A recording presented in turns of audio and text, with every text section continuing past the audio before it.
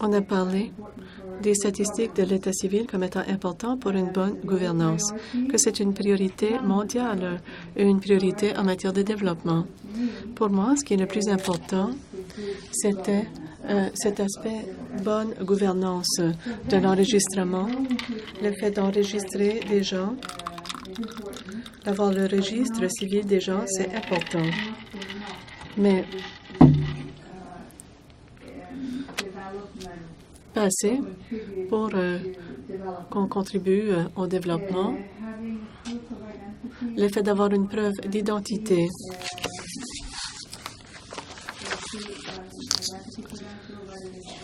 Qu'il s'agisse d'un certificat, une carte d'identité nationale ou autre, c'est ce qu'il faut pour que les gens puissent avoir accès aux services, aux avantages, aux droits.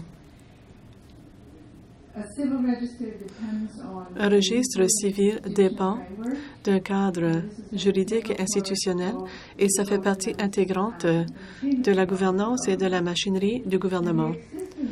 L'existence d'une gouvernance, ce n'est pas suffisant afin qu'un État puisse fournir des services de base aux citoyens. La gouvernance, c'est la façon dont ces services sont offerts et c'est nécessaire. Au fil des années, nous avons eu énormément de débats à savoir qu'est-ce qui constitue une bonne gouvernance. Et c'est défini comme étant le fonctionnement, la capacité, les règles et les établissements du secteur public. Cela reflète non seulement la complexité du concept, mais aussi l'évolution des processus politiques qui accompagnent le tout, y compris les processus de prise de décision dans plusieurs pays au monde. La gouvernance devrait être comprise comme étant un concept en progrès qui fait partie d'un progrès politique. Et voilà où les statistiques de l'état civil jouent un rôle de premier plan. Du fait d'avoir 3 pays, des pays qui se sont construits sur les systèmes d'enregistrement afin de fournir accès ou des outils afin de fournir un accès aux services, avantages et droits de base. En même temps, de fournir les statistiques de l'état civil nécessaires afin que le gouvernement puisse prendre des choix informés. Je crois que nous avons beaucoup de choses à apprendre. Et très peu de ces pays se sont targués de l'importance de leur travail. Mais ces 3 pays ont été capables de faire un progrès important au fil des années. Ils chercheront aussi à prouver le cas économique où on établit le lien entre l'enregistrement et les statistiques sur l'état civil et le développement économique. Ça fait 25 ans maintenant que je travaille en Amérique latine, alors cette région m'est chère et vous allez connaître les programmes Bolsa Familia au Brésil et au Mexique aussi, Oportunidades. Alors, Chile Solidario n'est peut-être pas aussi connu, mais ça a été un modèle pour beaucoup de programmes de transfert en Amérique latine. Ces 3 pays dont j'ai mentionné, ces transferts conditionnels ont réduit le niveau d'inégalité dans ces pays respectifs. Il y a 2 raisons pour ça. Premièrement, le mécanisme de ciblage basé sur de bonnes statistiques et l'identification des bénéficiaires. Cet après-midi, avec nous, nous avons Ivan Arcos-Axt, conseiller en politique du ministre secrétaire général de la présidence Chile. Anciennement, il travaillait à la Banque de développement interaméricaine. Il était directeur de système d'enregistrement civil au Chili. Alors, c'est unique à l'échelle mondiale, puisque non seulement cela incorpore l'enregistrement et l'identification, mais 30 autres registres, et tout est combiné par leur numéro d'identité unique. Aussi, un cas très intéressant, Annette Bayer. Elle est direction de l'enregistrement de la population nationale, ministère des Affaires intérieures et de l'immigration, Namibie. Elle est responsable. Elle a permis de mettre la Namibie sur la carte pour ce qui est de l'enregistrement civil et l'identification civile en Namibie. Avant ça, elle a travaillé comme experte conseil à UNICEF.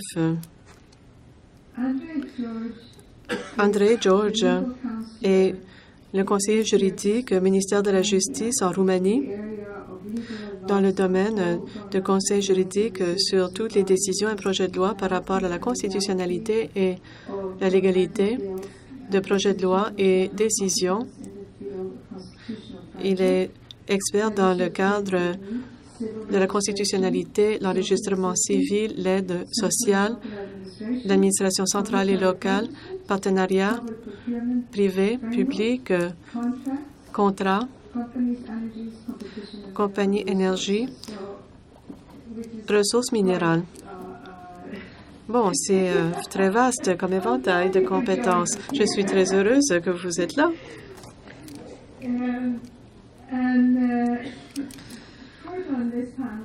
Et ensuite, Arjan Dehan, chef de programme Emploi et Croissance, ici au CRDI.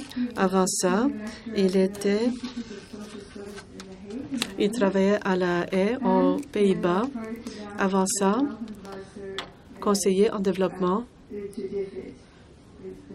à Deficit à Londres et aussi à Beijing. Alors, ça vous montre à quel point le monde est petit. On s'est vu il y a 10 ans. Alors, sans plus tarder, je vais demander aux panélistes de passer 12 à 15 minutes sur leur présentation, puisque j'aimerais avoir une discussion à la fin. Discussion avec vous et entre vous et les participants. Ivan, je vous passe la parole. Good evening. Bon après-midi et merci beaucoup de m'avoir invité ici aujourd'hui. Je vais vous parler de l'importance de systèmes globaux de gestion de l'identité et comment nous nous en servons ou comment les gouvernements s'en servent pour façonner les politiques sociales. Tout premièrement, je vais vous expliquer ce qu'est ce genre de système de gestion et ensuite, je vais vous décrire rapidement le cadre institutionnel dans mon pays, c'est-à-dire de comment ce cadre a été utilisé au cours des années récentes. Et je vais conclure avec certaines remarques de conclusion fondées sur ma expérience antérieure en tant qu'ancien directeur du registre de l'État civil et de mon travail au IDB et le travail que je fais maintenant avec mon ministre qui a comme une de ses responsabilités d'organiser la mise en œuvre des engagements qu'a pris la présidence. Ceci fait partie. Alors, je vais vous donner une définition de ce qu'est ce système. C'est une intégration parfaite de l'enregistrement civil, l'identification civile et l'émission de témoins de l'identité, de pièces témoins, utilisées en tant qu'outil et pour faciliter la prestation de services et l'accès aux services par le gouvernement pour garantir des droits sociaux et civils. Alors, qu'est-ce qui est arrivé chez nous? En 1884, le bureau du registre civil a été créé. Et donc, c'était une personne qui avait une responsabilité et qui devait y inscrire les événements de vie. Ça a remplacé l'Église qu'il avait fait à l'époque. Les prêtres étaient ceux qui s'occupaient de l'enregistrement.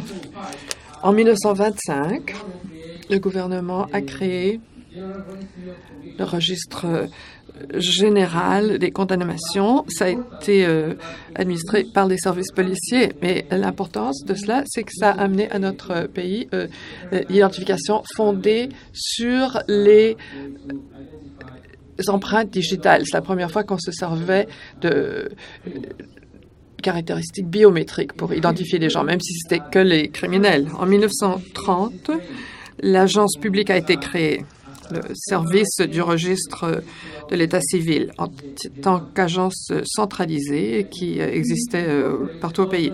En 1943, on a intégré la fonction d'identifier les personnes. Donc, c'est pas seulement pour les criminels, c'est pour tout le monde. On a commencé à émettre des cartes d'identité. En 1952,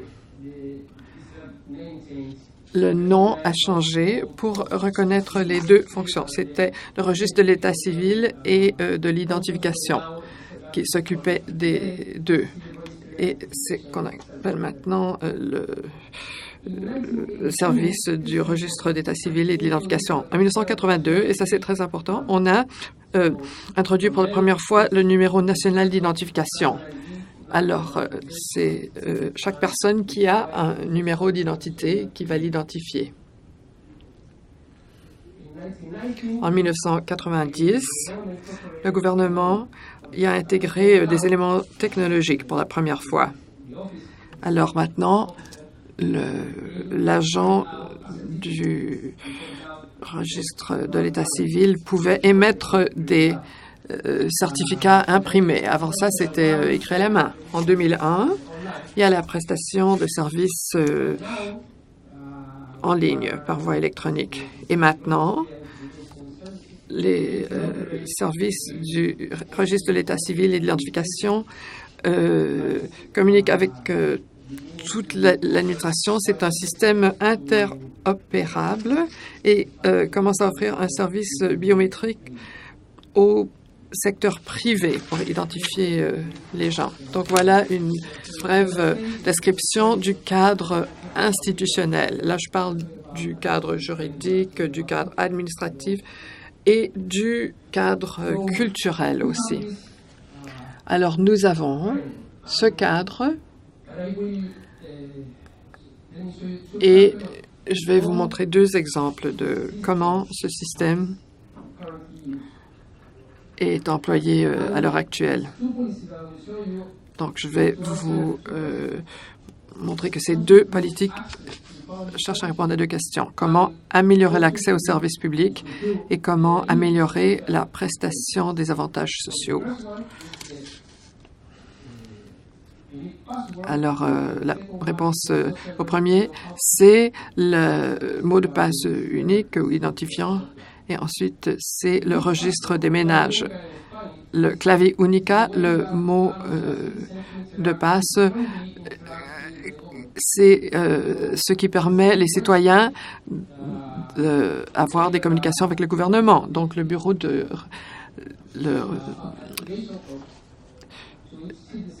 le registre de l'État civil leur donne un code d'activation qui est lié à leur numéro d'identité et on arrive à créer un mot de passe pour demander, faire des demandes en ligne des certificats ou des documents. Donc, avoir des communications avec le registre social dont je vais vous parler dans un instant.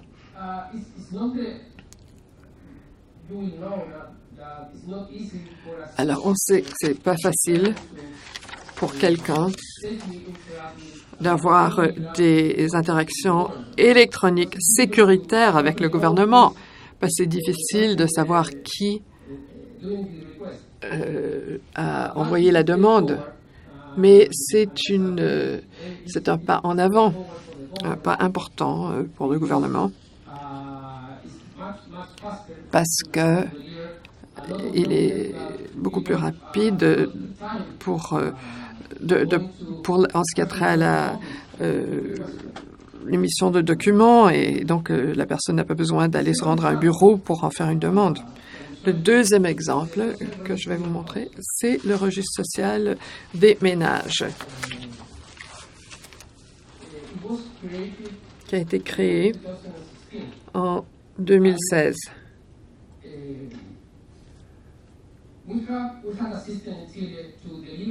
On avait un système pour la prestation des bénéfices sociaux qui exigeait qu'une personne se rende à la municipalité pour présenter leurs documents et ensuite fasse une demande pour les prestations.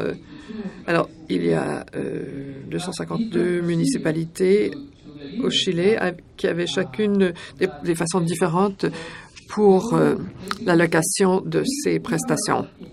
Alors, le gouvernement a dit maintenant, on possède beaucoup d'informations. On a les bases de données administratives et on a le numéro d'identification nationale pour pouvoir apparier l'information sur les différentes bases de données. Donc, ça a apporté des changements qui ont donné lieu à la création du registre.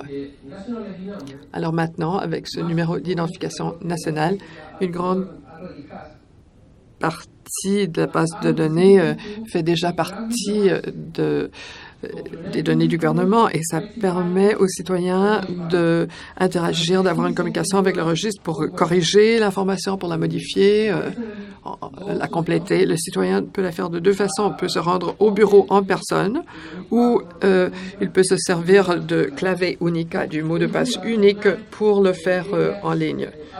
Et s'ils le font en ligne, les données sont mises à jour automatiquement.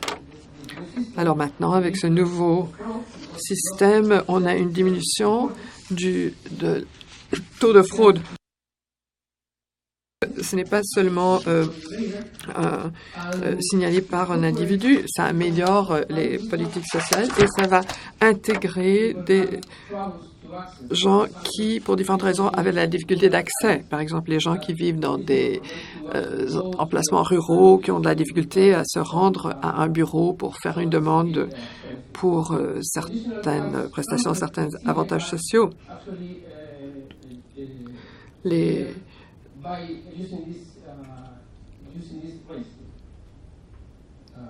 Certains services sont livrés en se servant de ces registres de ménage. Les gens n'ont pas besoin de faire demande pour les avantages sociaux parce que le gouvernement sait déjà si les gens ont le droit de les recevoir.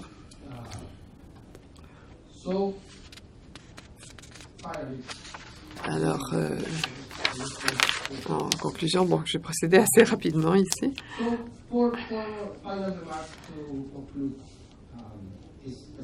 Donc, premièrement, on parle de la conception de l'institution, de la configuration.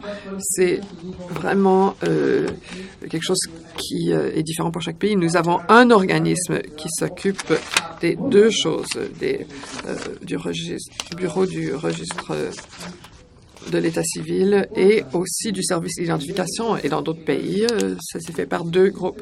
Il est important d'avoir une intégration parfaite entre les deux parties du système pour intégrer pas la technologie, mais les procédures administratives justes pour permettre aux institutions cette interopérabilité. Quand on parle de la configuration institutionnelle, on est tenté de créer un modèle pour modéliser tous ces processus. Et à mon avis, il est très important de tenir compte des caractéristiques particulières à un pays. En fin de compte, ce qui est le plus important, c'est d'avoir un produit qui serait normalisé, un produit final. Mais le processus doit pouvoir être adaptable pour tenir compte de différentes conditions culturelles. En ce qui a trait à la technologie peut beaucoup nous aider dans cette démarche, mais si on n'a pas le cadre institutionnel approprié en place, il y a plusieurs risques dont on ne tient pas compte. Par exemple, la protection des renseignements personnels. Un logiciel ne peut pas le faire, c'est le gouvernement qui peut le faire. Et qui peut aussi s'assurer de cette protection. Alors, ce genre de processus, l'inscription au registre de l'état civil, l'identification et l'émission de pièces d'identité, il faut s'assurer qu'on a les facteurs d'encouragement appropriés et qu'on peut bien l'utiliser. Par exemple, si le gouvernement instaure un processus pour émettre des certificats ou des documents d'identité, quelqu'un doit s'en servir, autrement on gaspille les ressources. Alors, en premier lieu, le gouvernement va faire cet investissement et va fournir des documents, mais le gouvernement est aussi le client du gouvernement, le plus grand client du gouvernement. Le gouvernement doit se servir des documents qu'il produit. Et donc ça, c'est un changement d'ordre culturel. Maintenant, au Chili, tout le monde sait qu'on doit enregistrer les événements de vie parce que le gouvernement va en faire une demande. Alors, je dois dire qu'il est difficile de parler de développement inclusif, d'inclusion sociale, inclusion financière, si on ne peut pas garantir les droits fondamentaux de la population. Le gouvernement doit pouvoir garantir ce droit et ces connaissances doivent faire partie de la politique à un moment donné. Parce que, à mon avis, je suis convaincue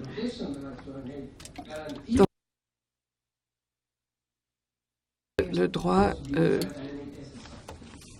d'avoir un nom, ça doit être plus qu'un exercice académique. Bon, je m'excuse pour mon anglais, je suis un peu rouillée. J'espère que vous m'aurez compris. Et si vous avez des questions, vous pourrez les poser plus tard. Merci.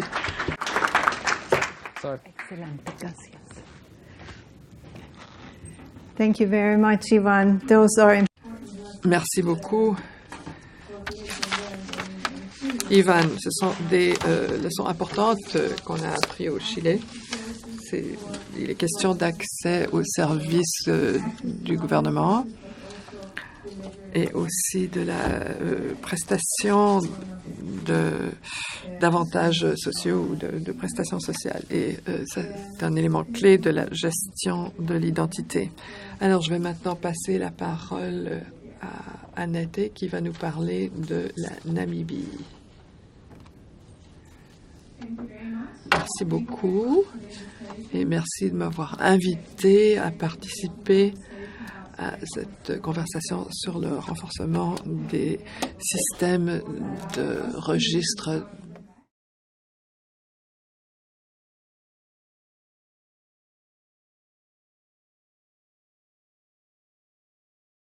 numérisation, mais maintenant je cherche à parler du lien entre l'identité juridique et les services sociaux. C'est quelque chose qui n'a pas été très bien examiné en Namibie. Alors, je vais vous donner des données du système national de registre de la population pour voir s'il y a une corrélation avec notre registre pour les allocations pour les enfants et vous examinez d'autres moyens qu'on a adoptés pour renforcer notre système et vous parler de certains de nos projets d'innovation les plus récents.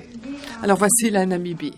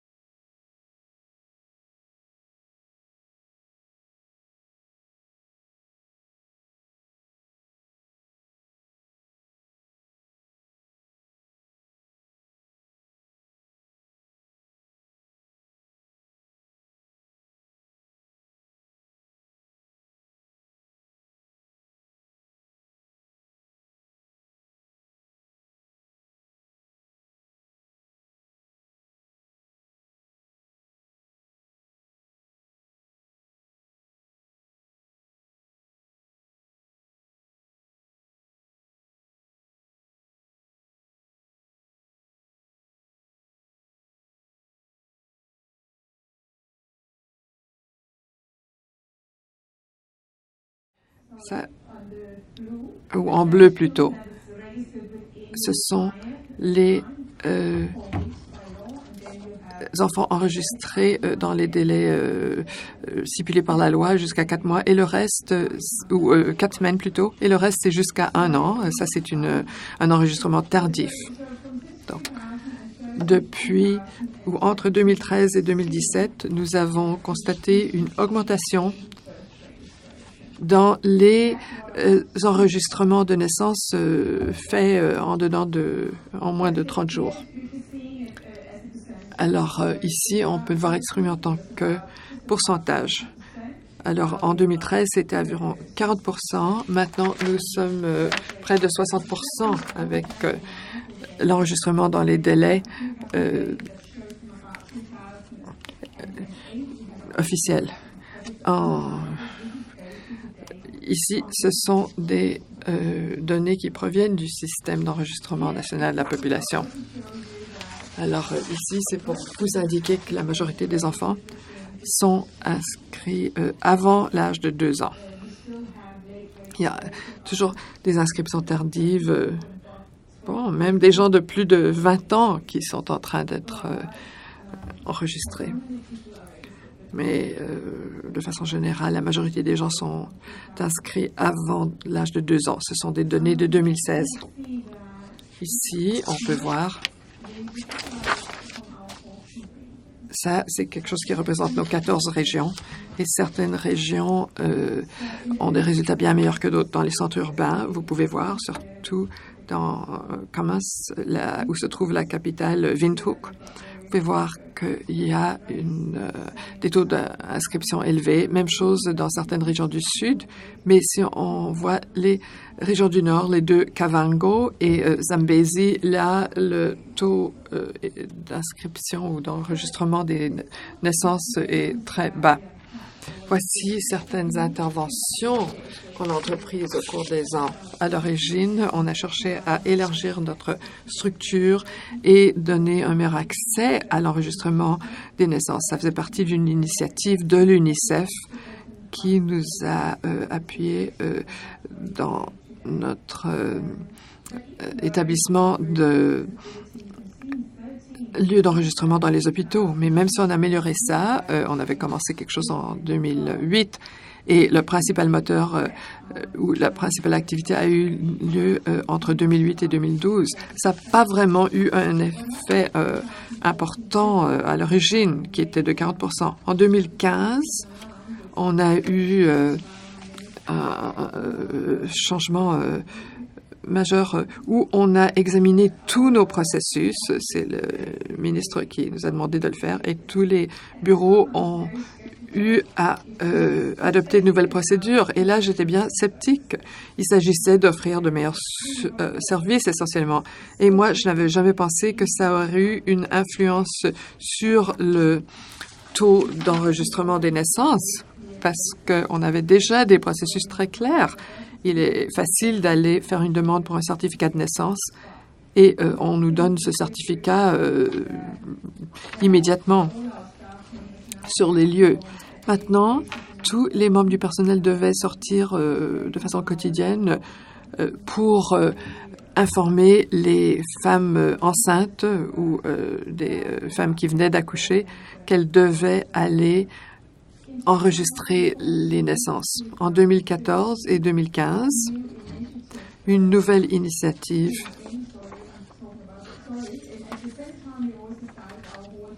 où en même temps, on a commencé notre processus de numérisation, où on a numérisé tous les registres des naissances, des décès et des mariages, et on a fait le scanning de tous les dossiers, les documents qu'on avait dans notre registre pour qu'il y ait seulement une source d'information sur le système d'information sur la population. Alors, on voulait savoir si ces projets ont eu une influence sur le taux d'enregistrement. Le dernier projet, c'est notre système d'enregistrement électronique de la naissance et des décès. Alors, on peut voir qu'entre 2014, il y avait 150 000 qui recevaient des allocations pour les enfants. À cette époque-là, c'était seulement les enfants qui étaient invalides ou qui étaient des orphelins. Mais cette année-là, on a instauré l'allocation pour les enfants vulnérables. Alors, depuis entre ce temps et 2017, il y a 200 000 d'enfants additionnels qui ont été inscrits pour l'allocation sociale. Et est-ce que ça a eu un effet sur l'enregistrement des enfants ou est-ce que et donc que les autres initiatives entreprises par le ministère n'ont pas eu d'effet? Moi, je crois que ça aurait fort bien pu augmenter la demande pour les certificats de naissance. Ce que j'ai fait ici, c'est que j'ai essayé d'examiner le taux d'enregistrement des naissances, le taux d'émission de pièces d'identité par rapport au salaire. Et je voulais que vous regardiez 3 régions, les Kavango de l'Est et de l'Ouest, où on peut voir qu'il y a une corrélation très forte entre un faible enregistrement de naissance, faible enregistrement pour les pièces d'identité et la source principale de revenus, donc le salaire. Si vous examinez la région Konune, qui est très semblable, parce que il y a un groupe indigène de gens qui ont un mode de vie nomade dans cette région-là. Et ils sont normalement considérés comme un groupe marginalisé en Namibie. Mais si vous regardez, vous pouvez voir que l'enregistrement des naissances, l'enregistrement des pièces d'identité sont assez élevés, mais l'accès, par exemple, le revenu est très faible. Et si on examine la diapositive suivante, on peut voir ici, j'ai inscrit l'accès à l'allocation pour enfants. Et donc, elles ne semblent pas avoir une corrélation avec la région des Kavango. Donc, cette allocation n'a pas créé de demande pour les certificats de naissance et les pièces d'identité, mais c'est différent dans la région de Kunene où l'enregistrement pour les allocations est très élevé. Alors, je me demande si ce n'était pas un moteur pour l'enregistrement dans ces régions. Mais je m'inquiète beaucoup de ce qui se passe à Kavango. Est-ce qu'il y a un problème intergénérationnel dans les régions de Kavango où les parents n'ont pas d'accès aux pièces d'identité et ils n'ont pas de documentation eux-mêmes, donc ils ne peuvent pas inscrire les naissances. Ils se trouvent dans une situation où ils ne peuvent pas avoir accès à nos allocations, même si cette allocation existe. Ce n'est pas un moteur pour un taux d'enregistrement plus élevé des naissances parce que les parents n'ont pas de documentation. Alors, ça, c'est une idée. Je n'ai pas pu tirer de conclusion, mais je voulais le mentionner. Voici notre dernier projet d'innovation. C'est le système de signalisation de naissance par voie électronique qui, essentiellement, cherche à capter toutes les signalisations de naissance au moment de la naissance ou peu après. Alors maintenant, on se fie généralement aux projections. On n'a pas de données fiables sur le nombre de naissances en Namibie. Alors ici, une mère arrive au conseil de la maternité, elle doit s'identifier, c'est lié au système national de population. Après une enquête, on va peupler son formulaire d'admission. C'est le seul système électronique qui existe. Alors, quand on a vérifié son identité au cours des prochaines 24 heures, on espère qu'elle va accoucher d'un enfant vivant. Et il y a quelques détails qui sont captés.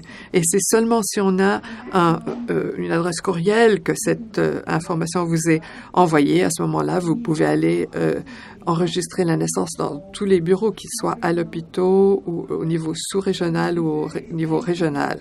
Alors, ce qu'on fait, c'est que la mère arrive avec sa carte d'identité. On va capter les détails qui sont là. on se sert du système de signalisation de naissance en voie électronique. On détermine qui est le père, on détermine d'autres détails et l'inscription existe. Alors, est-ce que ceci pourrait changer la donne en Namibie? Oui, à certains égards, parce que 87% des naissances ont lieu dans un établissement de naissance. Et en consultation avec ces cliniques, on se rend compte que la majorité des mères vont y amener leurs enfants une semaine après la naissance. Donc, on va capter la majorité des naissances. Ça veut dire qu'on a maintenant identifié toutes les mères et le fait qu'elles ont donné naissance ou qu'elles ont accouché. Alors, si la mère décède ou si elle abandonne l'enfant, on peut toujours déterminer, identifier l'identité de l'enfant selon ce que les femmes ont fait. Alors, on a l'obligation d'enregistrer l'enfant. On sait qui en avait été la mère. Je crois que c'est un des plus grands avantages. Et une autre chose, c'est qu'on peut dresser une liste de tous les enfants non inscrits. On a la liste des mères et on peut communiquer avec les mères si elles n'ont pas enregistré leurs enfants dans un délai donné. Et ensuite, on aura un ensemble bien complet des données de l'état civil de la naissance jusqu'au décès. Toutes les données peuvent être extraites automatiquement du Bureau national de statistique et on a publié notre premier rapport sur les faits de l'état civil, sur les événements démographiques. Alors, je crois que nous devrions brancher ces systèmes ces statistiques au système de protection sociale parce que on a pensé avoir une allocation universelle. Alors, on pourra faire un lien avec l'inscription avec les allocations sociales. Alors, quand on fait demande pour le certificat de naissance, on fait demande pour l'allocation sociale en même temps. Ça pourrait augmenter les taux d'enregistrement de naissance. Et le risque, c'est qu'on ne se serve pas de ces données pour les fins de programme. Et je vois que si on ne s'en sert pas pour redresser une liste des mères et que si on ne va pas cibler les mères, ça ne servira à rien. Et voici ce qui se passe du côté des décès. Ici, vous pouvez voir, ça provient de notre sondage entre les recensements et on a 93,5% d'enregistrement des décès. En Namibie, on a des facteurs d'encouragement très importants. Il y a beaucoup de raisons pour enregistrer un décès. Mais ce qui est intéressant, c'est qu'on examine les données dans le système d'enregistrement de la population. Il y a environ 6 000 enregistrements de moins. Alors, quand on a parlé de la différence entre les sexes, si on examine les données des centres, il y a une surreprésentation des morts de femmes. Mais si on examine le système, les données du système national de population, c'est tout exactement l'inverse. Alors maintenant, je m'inquiète qu'il y a une sous-représentation des décès des filles en Namibie. Alors ici, voici le système de signalisation par voie électronique et voilà le processus. Donc l'idée, c'est que l'infirmière va compléter un formulaire électronique indiquant qu'un décès a eu lieu. Ensuite, un médecin vient qui note les causes de mort, IACD-10, une fois que c'est fait, et il y a un avis de décès affixé au corps qui est envoyé à la morgue, et donc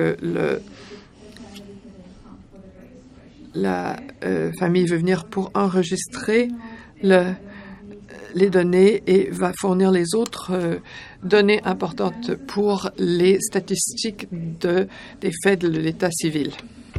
Alors, quels sont les défis associés à ce système? C'est surtout la gouvernance.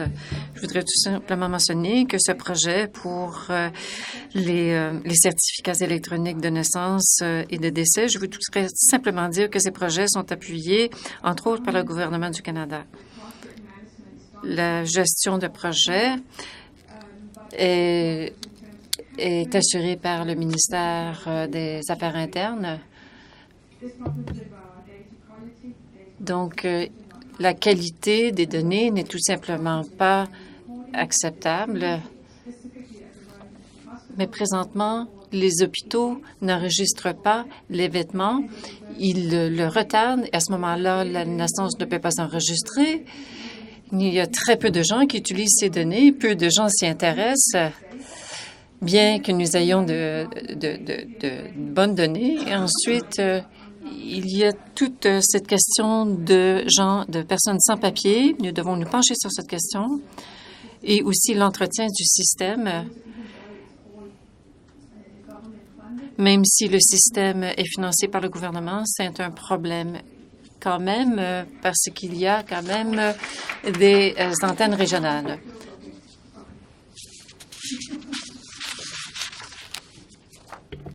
Thank you very much, Annette. Merci beaucoup, Annette, d'avoir bien respecté le délai. Et la Namibie est un cas très intéressant en développement. Donc, je crois qu'on pourra s'attendre à ce qu'il y ait des résultats beaucoup plus intéressants en ce qui a trait à l'enregistrement des naissances et aussi à l'utilisation des données. La Roumanie a eu plus de temps pour élaborer leur système. Donc, j'invite notre prochain conférencier. Bonjour. Merci, Mia, pour votre présentation. Mesdames et messieurs, je veux vous faire une présentation au sujet de deux systèmes qui fonctionnent ensemble, qui visent la protection des droits de la population. Je veux vous parler du système d'enregistrement civil, mais aussi le système de protection sociale. Je vais parler rapidement des données de façon générale au sujet de la Roumanie. Je vais tout simplement vous dire que selon les indicateurs économiques que vous avez devant vous, il y a ce concept d'un salaire minimum garanti. C'est une décision qui a été prise par le gouvernement et par lequel aucun contrat ne peut être négocié par une entreprise sans la respecter, y compris l'État.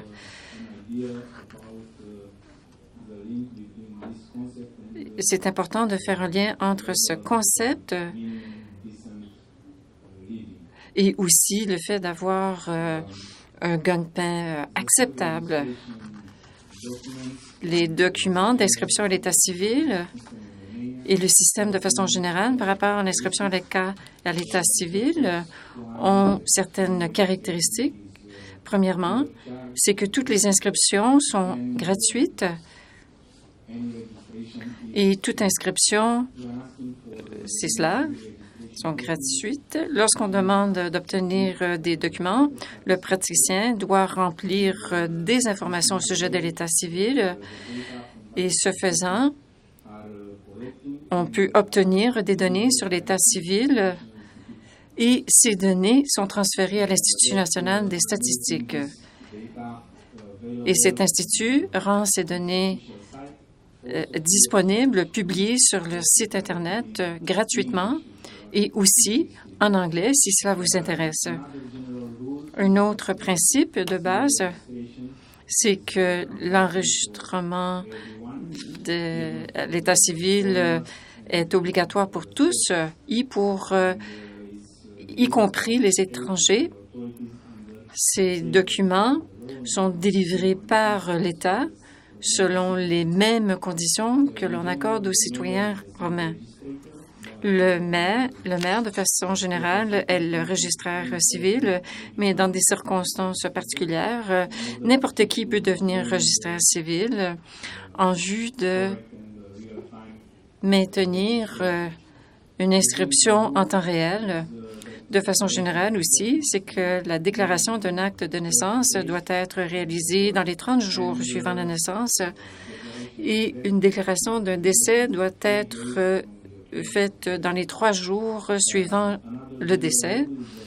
Un autre principe, c'est que les obsèques ne peuvent pas être autorisées et aucune cérémonie religieuse de mariage ne peuvent avoir lieu sans les documents d'inscription à l'état civil. Il en va de même pour les cérémonies de baptême. On vise également à améliorer la situation d'ici 3 ans. Le ministère des Affaires internes a un projet financé par l'Union européenne qui permettra aux requérants de demander copie de leurs documents d'inscription à l'état civil en ligne. Vous avez aussi ici le site officiel de l'Institut national des statistiques. Ce site ressemble à cette diapositive. À tous les 2 mois, on publie des données associées à l'enregistrement et ce site Web est disponible en anglais. Un peu d'informations sur les données, sur les naissances, les mariages et les décès. Je n'insisterai pas sur cette diapositive. Il y a beaucoup d'informations. Cette information a été publiée et dans le domaine public. Je dirais tout simplement que le taux de divorce et de décès maternel et décès des enfants moins d'1 an est en baisse. Et maintenant, nous arrivons au cœur de notre système d'inscription à l'état civil. Il s'agit du numéro d'identification personnelle, le NIP. Le NIP a été établi par décret ministériel en 1975 sous un régime communiste. Et à ce moment-là, on peut utiliser ce NIP même lorsqu'il n'y a pas d'informatisation. Ce NIP a une structure toute particulière. Je n'entrerai pas dans les détails, mais je pourrais vous en parler un peu plus tard, plus en détail. Ce NIP est le lien entre tous les systèmes gérés par l'État et la population. Vous avez la définition légale du NIP et les raisons pour lesquelles on peut utiliser ce numéro d'identification personnelle. Le NIP et toutes les données associées à l'enregistrement civil visent à protéger les informations. Ces données peuvent être utilisées seulement avec l'approbation de la personne visée. Le certificat de statut civil est imprimé de façon à ce que ce soit sécuritaire. Le papier qui est utilisé même est pris en considération pour assurer sa sécurité. Ces données peuvent être disponibles à d'autres sur demande spéciale pour, entre autres, des projets d'intérêt public ou encore pour des obligations juridiques, mais aussi pour les fournisseurs de services au gouvernement. La taxe est fixée à 25 sous par personne si la demande de données s'applique à une personne. Pour tous les autres cas, la taxe est établie à 30 $ américains et de cette façon, en 2017, nous avons pu percevoir un certain montant qui est attribué au budget central. Donc, nous pouvons dire que ce système d'inscription à l'état civil contribue au budget de l'État. Maintenant, je vais vous parler des programmes de protection sociale. J'en ai parlé au début. Ces programmes sont ancrés dans la loi. De cette façon, tous les programmes sont gérés par l'autorité centrale, à l'exception des programmes de certains programmes de protection sociale qui sont livrés par les ONG. Les objectifs des programmes de protection sociale sont les contributions sociales de la part de l'employeur et aussi de l'administration publique centrale. À cette diapositive, on peut voir les taux applicables par rapport au PIB. J'ai aussi dressé la liste des avantages que l'on peut tirer de l'utilisation de tels documents de la naissance jusqu'au décès. Je peux vous offrir quelques détails très rapidement. L'allocation de l'État pour les enfants est assurée en vertu de l'article 49 de la Constitution de la naissance jusqu'à l'âge de 2 ans. L'allocation est établie à 50 $ américains par mois pour chaque enfant et cette allocation est offerte aux enfants de 2 à 18 ans et cela représente 21 $ américains pour chaque enfant. L'allocation est un des facteurs d'encouragement à l'enregistrement des naissances. Les autres avantages que nous voyons ici à cette diapositive, il y a également des primes de retour au travail, entre autres, des prestations qui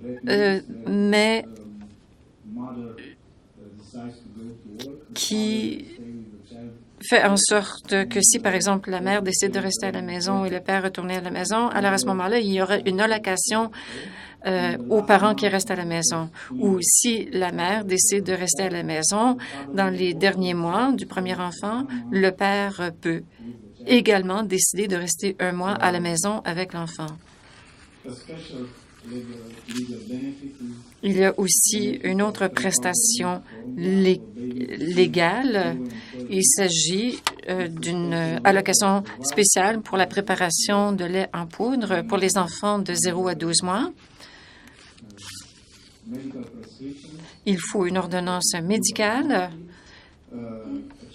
Un enfant peut avoir accès à cette allocation gratuitement.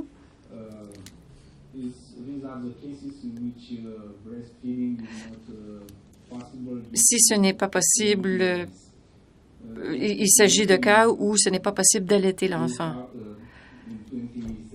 En 2017, le programme avait eu environ 31 000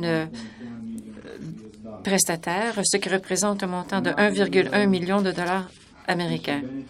Un autre avantage, c'est qu'au fur et à mesure que l'enfant grandit,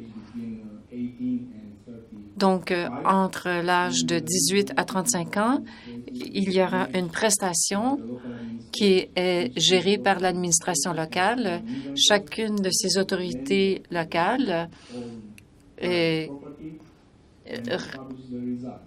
doit publier les résultats de ces allocations et ces jeunes peuvent demander aux autorités des fonds en vue de bâtir, par exemple, un domicile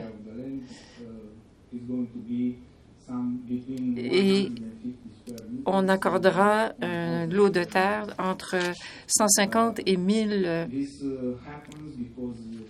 mètres carrés.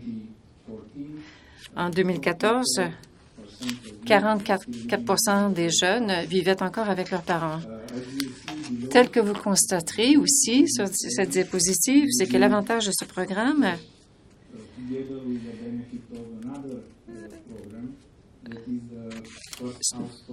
il y a donc ce programme et aussi le programme d'un premier domicile. Ce programme permettra à une personne qui n'est pas propriétaire de faire application pour un crédit garanti par l'État d'un montant maximal de 57 000 € et avec une avance d'un minimum de 3 000 €. L'allocation familiale est un droit constitutionnel de tous les habitants.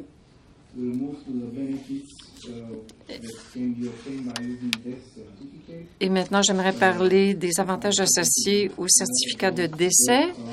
Je vais parler un peu plus de cette allocation. L'allocation, en cas de décès,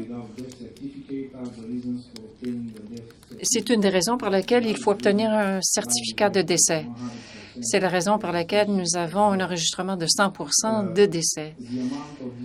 Le montant de cette allocation pour 2018 est quand même assez important, même pour une personne qui n'a pas de contribution au système d'assurance sociale. Et maintenant, je vais passer aux conclusions. Une des conclusions serait que les statistiques d'état civil sont générées en temps réel et de façon continuelle. L'inscription à l'état civil et les documents connexes ne peuvent pas être demandés en ligne. Par contre, il y a une période raisonnable, c'est-à-dire une période de 3 ans,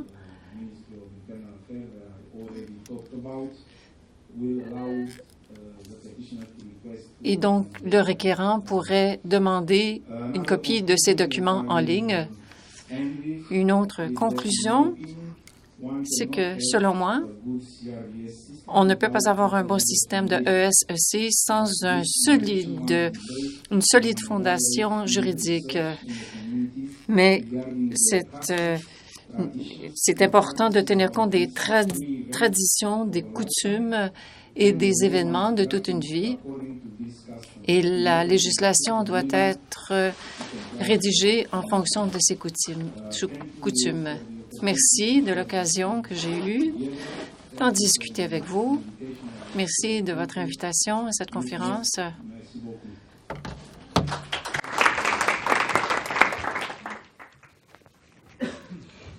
Thank you, André.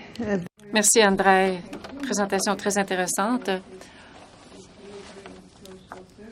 Et encore une fois, le fait d'offrir des services sociaux et de les lier à un NIP permet d'avoir accès justement à ces services. Et finalement, Arjun Dahan nous présentera un survol général de l'enregistrement social en vue d'obtenir une inclusion sociale. Merci, Mia. Merci. Merci à mes collègues aussi. Je crois que je vais apprendre davantage de vous que vous de moi. Lorsque j'écoute ces récits, je comprends pourquoi le travail que font mes collègues est si important, parce que c'est sous-jacent à tout ce que nous faisons. Alors, quand j'écoute, par exemple, ce qui se passe en Namibie, on parle, entre autres, des régions isolées, et ainsi de suite, mais on parle aussi de l'État qui est en train de bâtir des systèmes qui permettra justement d'obtenir des données sur les populations. Je sais que c'est après la pause de déjeuner. Je pensais vous parler d'un récit personnel. Moi, je voudrais vous parler des migrants. Et ça pourrait être très important. Bon, je ne veux pas vous endormir après la pause du déjeuner, mais je suppose que les gens ont posé la question. Combien de gens dans cette salle n'ont pas d'acte de naissance? Qui n'a pas d'acte de naissance? Y a-t-il quelqu'un, des membres de votre famille, qui n'ont pas d'acte de naissance?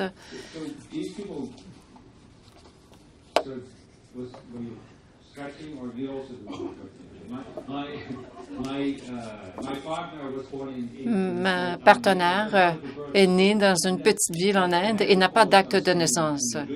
On n'a pas eu vraiment de gros problèmes associés à cela, mais pour des migrants qui sont dans des situations plus vulnérables, ce ne serait peut-être pas la même chose, mais nous sommes déménagés aux Pays-Bas et jusqu'ici, son enregistrement aux Pays-Bas est encore jugé incomplet. Mes enfants sont nés au Canada, en Ontario,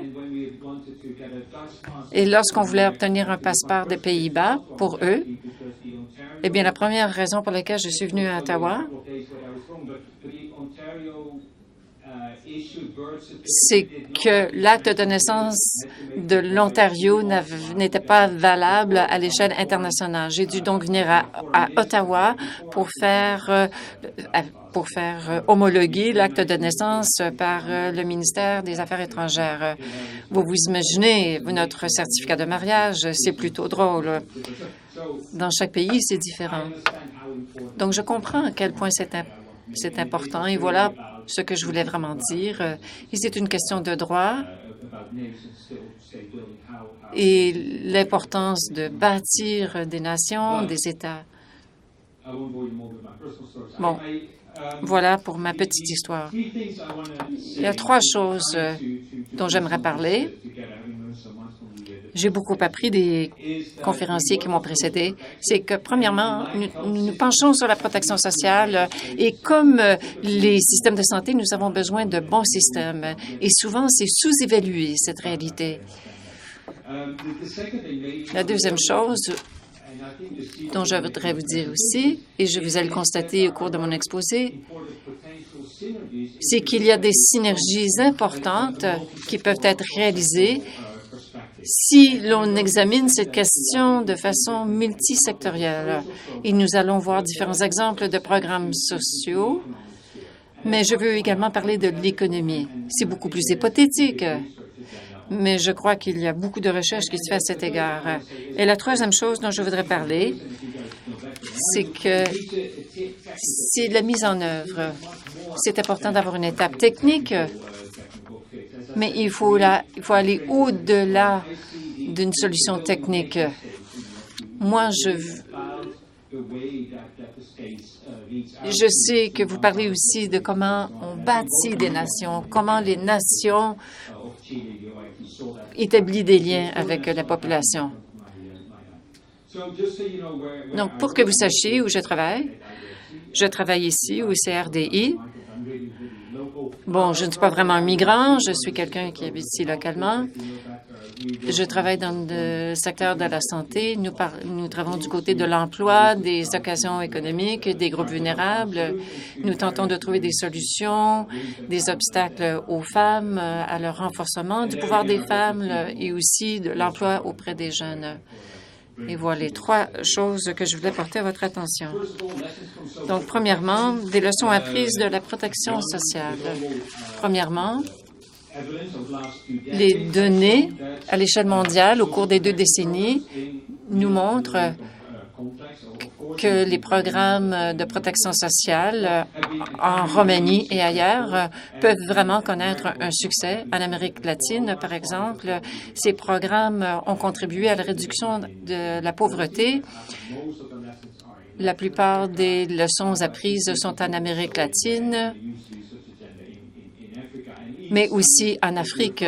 Et à chaque fois que l'on parle de ces différents contextes et les systèmes d'enregistrement qui existent sont tout à fait essentiels, comme nous l'avons vu en Namibie. Pour les fins de cette discussion, il y a deux leçons importantes qui pourraient sembler contradictoires. Des transferts monétaires fonctionnent très bien. Les gens, notamment les femmes et certains hommes, font une bonne utilisation des transferts monétaires. Et ces transferts ont énormément d'avantages pour les particuliers, les ménages et les entreprises de façon générale. Mais voilà une leçon plutôt simpliste. Mais la conception de ces programmes n'est pas nécessairement simple, mais la conception est essentielle. Mais cela s'applique aux différents types d'enregistrements, que ce soit, par exemple, l'enregistrement des naissances. Mais il faut qu'il y ait un enregistrement quelconque. Si ces programmes sont ciblés à certains groupes, À ce moment-là, c'est très important de savoir qui est admissible et quelle est la population totale et aussi quelle est la grandeur des sous-populations.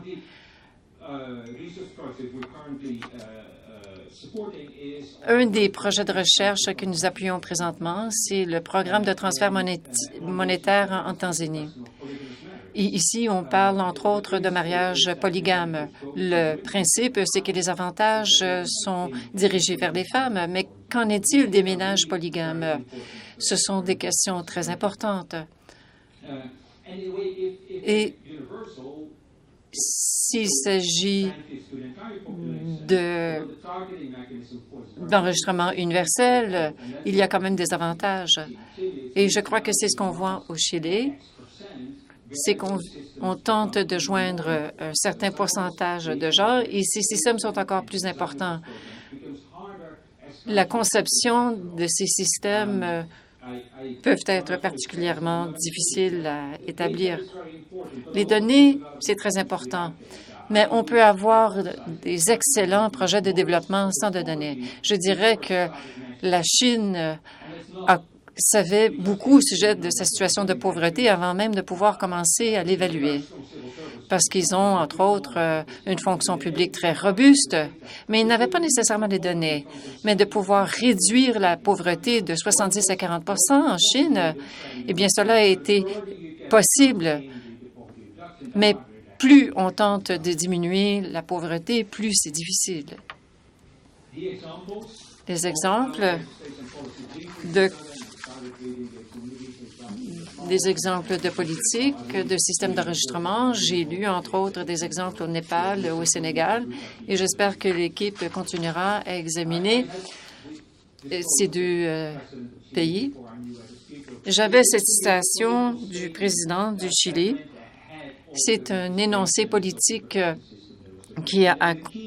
Et la clé ici, c'est, premièrement, c'est de tenter de joindre les 6 des gens qui vivent encore dans des conditions de pauvreté et aussi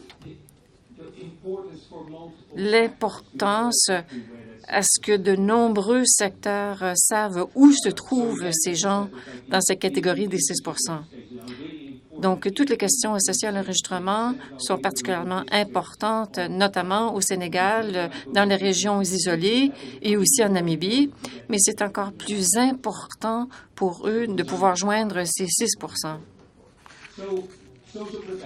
Donc, la protection sociale, les répercussions sont multisectorielles. C'est important, les écoles, les hôpitaux. Il y a des synergies entre ces différents secteurs. Pour moi, la question d'enregistrement va de pair avec cette synergie. Si vous avez une vingtaine de programmes de protection sociale qui ont tous des besoins différents pour établir l'admissibilité, et ainsi de suite, c'est important. Donc, il y a des synergies entre les différents secteurs, comment ils fonctionnent ensemble et comment les données sont présentées. Il y a un certain de travail que nous avons fait en Amérique latine. Nous avons examiné s'il y a des avantages supplémentaires au transfert monétaire. Entre autres, par exemple, de pouvoir créer un lien entre les bénéficiaires de ces transferts monétaires et les banques. Est-ce qu'il y aura une meilleure utilisation de ces fonds? Et nous avons vu de bons résultats. Encore une fois, il y a toute cette question des différents secteurs qui travaillent ensemble. Lorsque ces gens ont des comptes bancaires et lorsqu'ils ont une formation quant à les façons dont ils peuvent utiliser ces comptes bancaires, alors à ce moment-là, nous avons vu qu'il y a des avantages économiques supplémentaires. Alors, il y a des programmes de protection sociale. Nous avons vu certains de ces programmes en Inde et au Bangladesh. Les gens plus pauvres font une bonne utilisation des transferts monétaires, mais si vous leur permettez de transférer ces actifs en petites entreprises, alors à ce moment-là, il y a encore davantage de bienfaits. Et encore une fois, on peut constater l'importance de cette collaboration multisectorielle. Et nous savons que la plupart des activités économiques dans le monde sont dans le secteur informel. Ce sont des secteurs qui ne sont pas taxés, qui sont à l'extérieur du système officiel, non seulement parce que les gens ne sont pas enregistrés, mais parce qu'ils sont à l'extérieur du système économique officiel. Et les faire revenir à même le système officiel est un défi, pas parce que les gens ne peuvent pas payer des taxes, mais parce qu'ils ne peuvent pas faire partie du système officiel.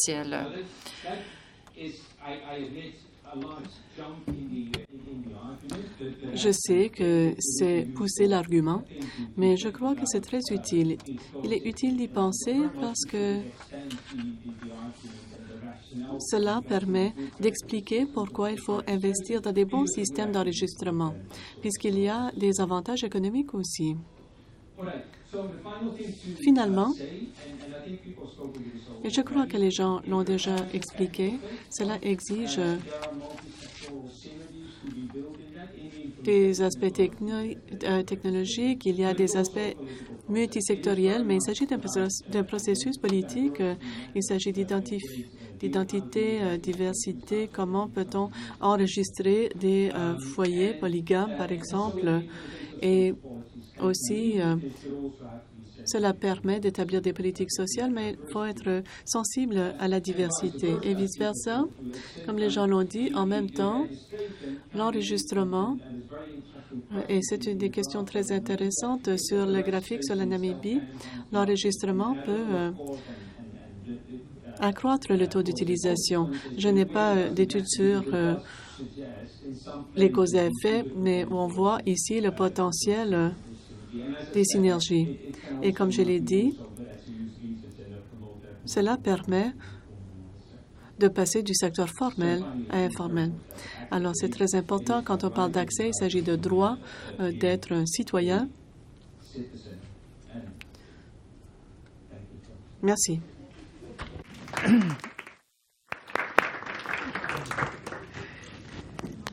Thank you very much. Thank you, Arjan. Merci. Il s'agissait de présentations très intéressantes. Nous avons débordé un petit peu. Alors, on va passer à une période de questions, au moins une ronde de questions, alors que les gens sont là.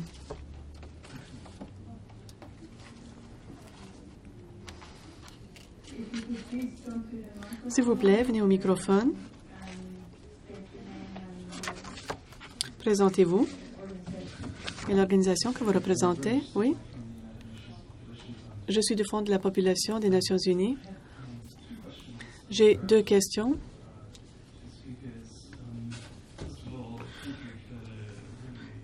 Merci de cet aperçu de la situation au Chili. C'est extrêmement intéressant et on voit presque 150 ans de mémoire historique institutionnelle. Bon, vous avez soulevé un point très important. La technologie a besoin d'un cadre institutionnel très fort. Et puisque maintenant, on sait qu'on cherche à accroître les systèmes ESSEC très, très rapidement. Alors, pouvez-vous nous expliquer si vous avez dû reproduire certaines innovations clés, certaines avancées au Chili dans une période de temps beaucoup plus rétrécie? Où voyez-vous les possibilités et où voyez-vous les obstacles potentiels? Et pour Annette, la Namibie, merci, très intéressant.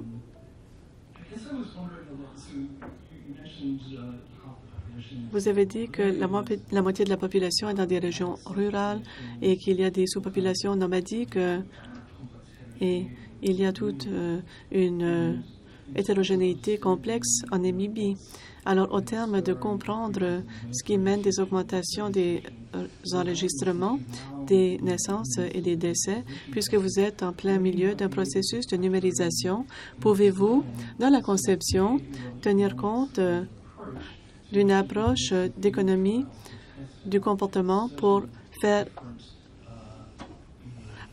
mettre à l'essai différents programmes d'incitatifs et de désincitatifs d'enregistrement pour essayer de comprendre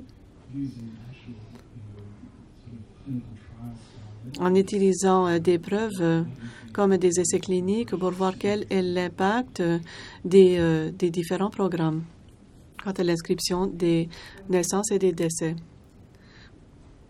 Une autre question? Je suis Mme Palshan. Je suis de l'École de la santé publique Johns Hopkins, Baltimore, aux États-Unis. Ma question est pour Ajahn Dahan. J'ai beaucoup été intéressée d'entendre ce que vous aviez à dire quant à l'impact politique dans des pays si on augmente l'enregistrement des naissances, particulièrement vis-à-vis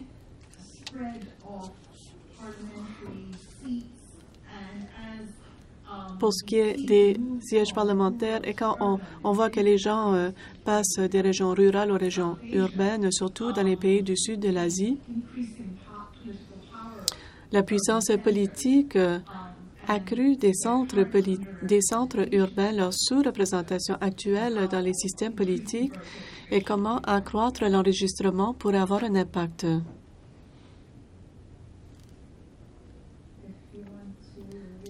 Oui? D'accord. Merci de la question. Vous n'avez pas besoin d'un établissement qui date de 100 ans pour faire l'incorporation de ces... Bon, ça c'est l'histoire de mon pays, mais vous pouvez en faire autant. Il faut mettre en place des mises en garde ou des protections institutionnelles, par exemple pour les renseignements privés. Avec la technologie, eh bien, le montant de données personnelles que vous recevez est à la hausse de façon exponentielle. Comment pouvez-vous protéger les renseignements confidentiels ou sensibles? Vous devez avoir des procédures administratives en place et peut-être apporter des changements à la loi. Peut-être que non, mais au moins avoir des procédures en place pour vous assurer que l'information reçue sera protégée. Et s'il y a transgression, se doter de moyens pour assurer conformité, pour punir la transgression, si vous voulez. Alors, ce genre de considération est nécessaire quand on incorpore la technologie. La technologie, en soi, ne peut pas résoudre le problème. Je ne sais pas si cela répond à votre question. Je suis un avocat. Alors, je suis très sensible aux procédures administratives et aux changements juridiques. L'incitatif pour la classe politique est de montrer quelque chose. C'est très bien de montrer un document ou un ordinateur ou un site web, mais on ne peut pas montrer une procédure administrative. C'est pas tape à l'œil. Il n'y a pas d'incitatif pour le faire, mais il faut en tenir compte parce qu'au bout du compte, si vous ne le faites pas, la technologie va échouer.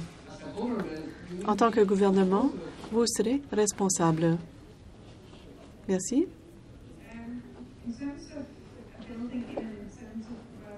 En termes des incitatifs, oui, je crois que c'est faisable et je crois aussi que cela créerait une demande pour les certificats de naissance. Malheureusement, nous n'avons pas eu la possibilité. Nous en avons discuté avec UNICEF.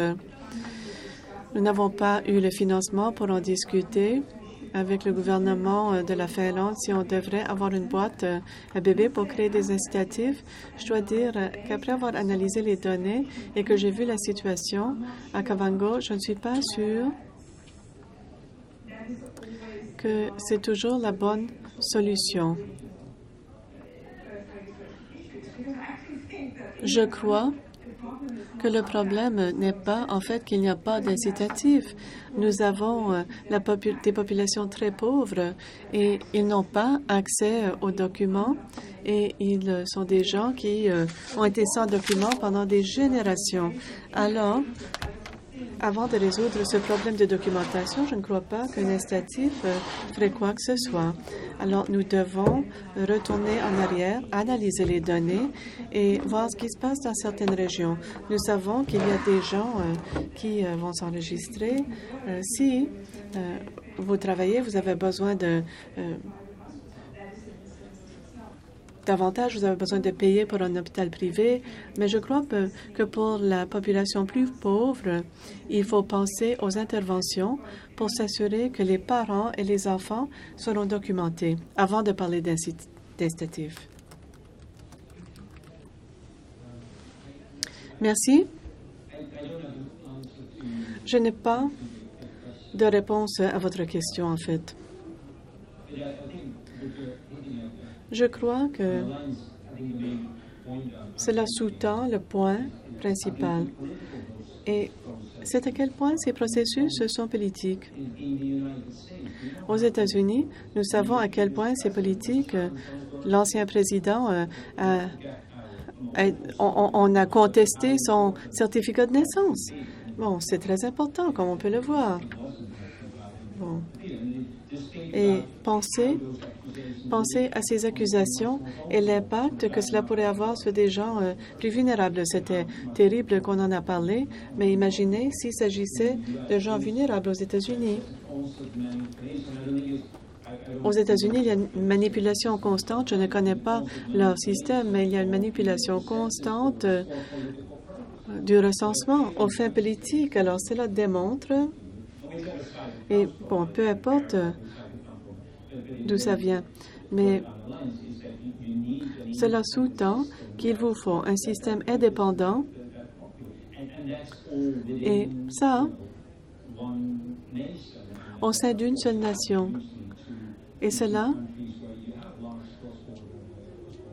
s'étend à des pays où il y a beaucoup de populations et des populations qui traversent les frontières. Alors, il faut voir ce qui se passe dans des endroits qui s'urbanisent. Je ne crois pas que ça change la conclusion, c'est-à-dire qu'il faut un système indépendant, non seulement d'inscription. J'étais en train de blaguer quant à l'inscription de mon partenaire, mais d'avoir quelque chose qui peut être transféré parce qu'il y aura des gens qui n'auront pas le droit de vote ou d'autres gens qui essaieront d'être comptés deux fois. C'est difficile de penser que ça arrive, mais ça arrive. Alors, c'est l'indépendance. L'indépendance est nécessaire pour une bonne représentation politique.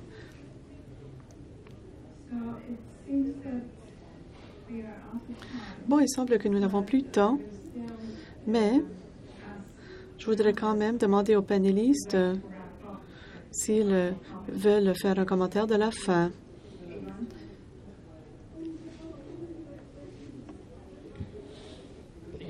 Merci. Il y a quelque chose que j'ai oublié quand j'ai fait ma présentation. Quand on parle de la technologie, comme vous l'avez vu, nous incorporons les technologies. Nous les utilisons beaucoup maintenant. Et j'appuie cette intégration. Mais il ne faut pas oublier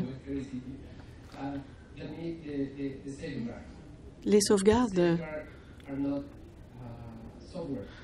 Les sauvegardes, ce n'est pas du matériel ou du logiciel. Il s'agit de cadres institutionnels, de cadres culturels, cadre administratif. Cela permet d'incorporer la technologie et de résoudre plusieurs problèmes. Et vous serez en mesure d'offrir des services rapidement et d'améliorer l'accès. Merci. Merci beaucoup de votre attention. D'accord. Et pour moi, je milite pour le processus d'avis. Je crois qu'il s'agit de la première inscription de l'enfant et de la mère.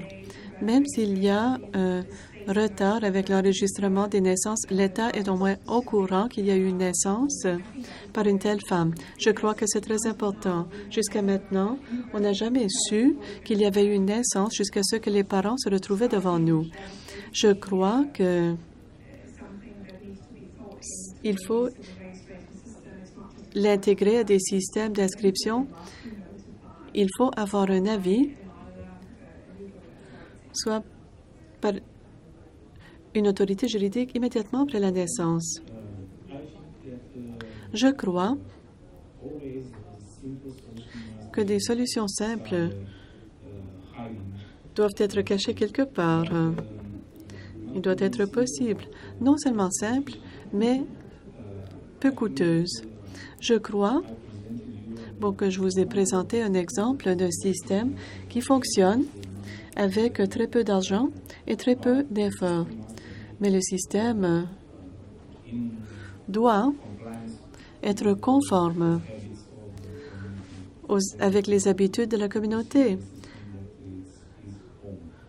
La communauté doit se sentir comme si le système leur appartient. Je vais paraphraser deux choses dites par mes collègues. Un, pour je crois que l'enregistrement, c'est un acte normatif, mais pour rajouter à ce que Yvonne a dit, le droit à avoir un nom, ce n'est pas un exercice académique, un exercice théorique. Merci, un grand merci tout le monde. Un merci spécial aux membres du panel de leur contribution. Je crois qu'il y a une pause café pour nous tous. Merci.